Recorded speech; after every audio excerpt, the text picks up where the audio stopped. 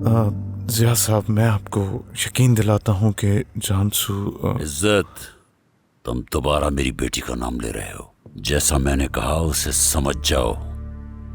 मुझे और ज़िया साहब को अकेला छोड़ दो।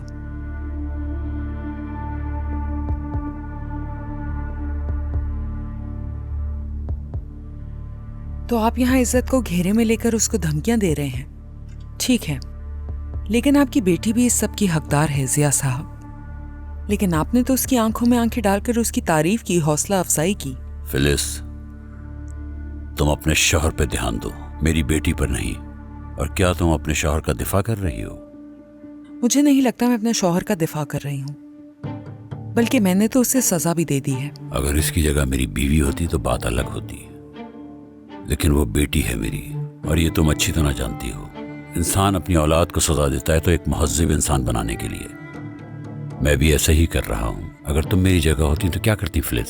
मैं ऐसा ना करती, उसे उसके किए की सजा देती। इस तरह सजा तो मैं भी दे रहा हूँ। जो भी कर रहा हूँ सोच समझ के कर रहा हूँ। ठीक है, जब हर चीज मालूम हो जाएगी, क्या उस वक्त सजा देना पसंद करेंगे? मैं बाप हूँ उसका, चाहे मुझे उस पर कितना ही गुस्सा क्यों ना हो, लेकिन जिस वक्त मुसीबत में होगी सबसे पहले मैं उसके साथ खड़ा हूँगा। तो इसलिए बेहतर होगा तुम अपने शौहर पे ध्यान दो फिलिस। मुझे ऐसा क्यों लग रहा है कि जैसे आप मुझे धमकी दे रहे हैं ज़िया साहब? मैं तुम्हें धमकी क्यों दूंगा बेटा, लेकिन तुम ढाल बन के खड़ी हो गई हो अपने शौहर के आगे। अगर मैं आज इस घर में मौजूद हूँ तो सिर्फ माहिर और नाज की वजह से, वरना तुम्हारे शौहर ने मेरे ही घर में, मेरी ही छत के नीचे मेरी इज्जत पे हाथ डाला। हिम्मत देखो उसकी। अगर मैं उसे सजा देना चाहता हूँ तो तुम्हें मेरा साथ देना चाहिए।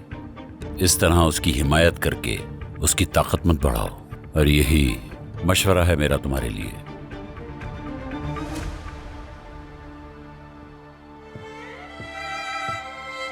ज़िया, तुम कहाँ थे? गुलशन परेशान हो रही है, चलो चलें। मैं कहाँ जाऊंगा, यहीं था। चलो चलो।